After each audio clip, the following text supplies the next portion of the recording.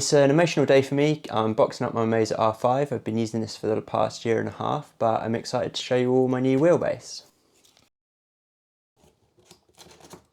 So I'm very excited to show you all my new wheelbase for the 2024 summer season. And here's the big reveal. So I'm sure the Camus C5 needs no introduction for the connoisseurs among you, but my affiliate link for Camus will be in the description. Wait, don't turn off. Honestly, it was just a joke, but I am testing the C5, so wait for the review on that if you're interested. So I'm very excited to get my hands on the VRS DFP Wheelbase. So in this video, I wanted to do a quick unboxing and give you my first impressions. First thing is these absolutely industrial strength cables that you get. If you didn't know, the first video I ever made on this channel was a short that I uploaded to Moser support because the cables in the back of the Moser R5 would jiggle and come out. These ones, absolutely no chance.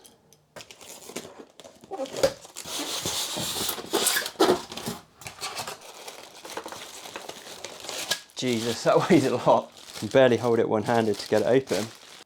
Look at that. Now that is a robust bit of kit.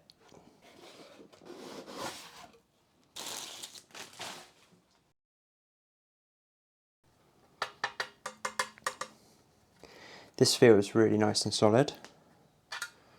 One thing I'm kind of surprised about is I thought it would have some mounting holes somewhere so you could maybe mount it to the side of the rig, but appears not. I don't know what these do. I'll have to have a look if there's any sort of adapters or mounting hardware for it. Now this bit is very important, and this is an optional extra. So this is a hub adapter that allows you to mount your wheelbase onto the shaft of the midge motor. I think VRS should probably think about including this because I think it puts a lot of people off trying to figure out exactly what you do and don't need to buy. So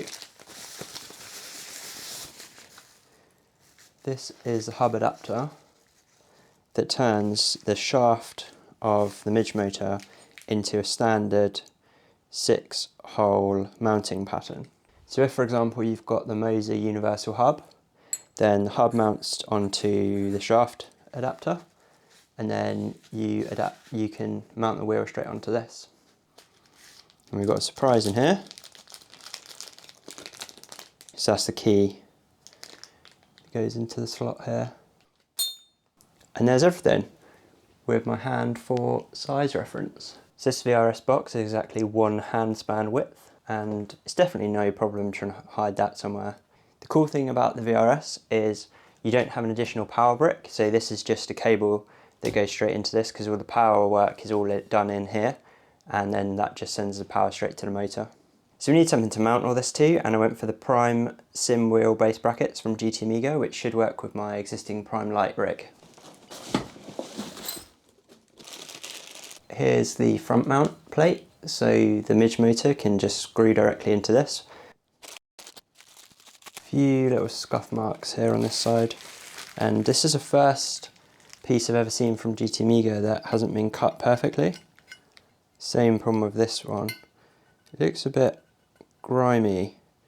I wonder if the machine had a little bit of issues with this cut for some reason.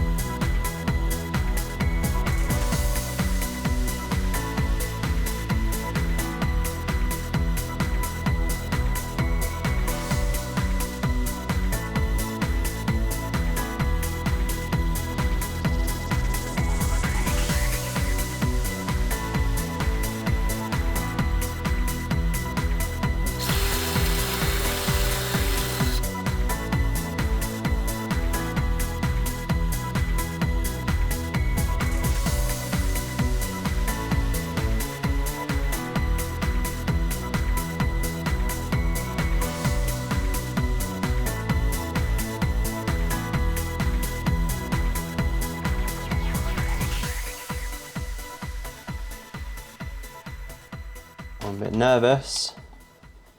A bit nervous to see how this goes. Actually, tell you what, let's set the force feedback right down. Oh god, it's on 100%. Let's try 50%. Or I think I can feel it charging up then. No, no feedback at all. But it's weird because it is working, because it's sending the position to the game. Force feedback is allegedly on 50%, but it doesn't seem possible. Okay, well, we've definitely got no feedback currently. So what I'll do is I'll quit the game. I might restart my whole computer actually. Round 2, let's see if we can get it working. Okay, well, my steering wheel still isn't working. That's weird. Let's go back to 50% gain. I'm still a bit nervous about what we're going to find here. No, it still feels like I've got no force feedback, to be honest. Okay, well, that was an anticlimax. Okay, I'll give it one last try. Oh, can feel something. Yeah, here we go. It might be something to do with changing the force feedback in Assetto Corsa that's making it not work. That's weird, because that's definitely not an issue with Moser. Oh, yeah, this is really strong. Completely different. Oh my god, I can't believe this is 50% strength. It's interesting because while it's definitely harder to steer, it doesn't feel aggressive. It doesn't feel harder on my arms, if that makes sense. So while it feels more precise and while I've got more control of it, it definitely doesn't feel like it's just fighting me the whole time. So I was a bit worried that it was just going to be a big workout the whole time. And yeah, this doesn't feel like that at all actually. I can just feel so much more. Oh yeah, that was quite strong. I can feel a lot more effects from the wheels, even though I've got all the road effects turned off. Yeah, this is going to take some getting used to. Wow, it feels really different. There's almost like constant pulses coming through the wheel actually. All the different surfaces and stuff, which I've never experienced. You can see, if I just leave it, you can see all that shaking. That's just the feeling of the road, I guess. I haven't experienced that at all. I haven't changed any settings yet, so I may be running it completely wrong. But yeah, it definitely can fight you, but it doesn't feel like it needs to fight you. Oh, I can feel the ABS and the brakes working so differently to what I used to feel. Remarkably different, actually.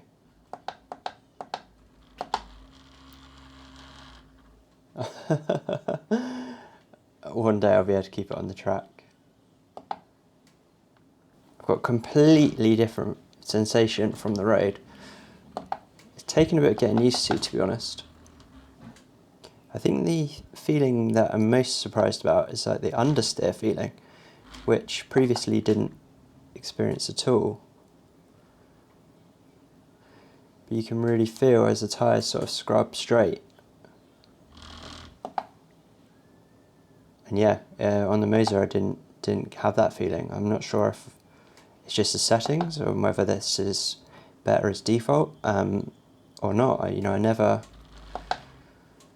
never knew what I was missing in that regard, because this feels totally different. The road effects, like I say, is so much more feeling from the road. Oh, not that it'll make me any better at driving. Probably the opposite, in fact. Thanks for watching all the way to the end. I left all that faffing around because I thought it was quite interesting how when you move out of the Moser ecosystem, you get these kind of glitches that you might have to deal with. So it turns out for me, the issue was the Moser hub that I'm using was interfering with the VRS information when I adjusted the config on ACC. So if I didn't touch the config, it would work, and as soon as I changed any settings, all of a sudden I would have no force feedback.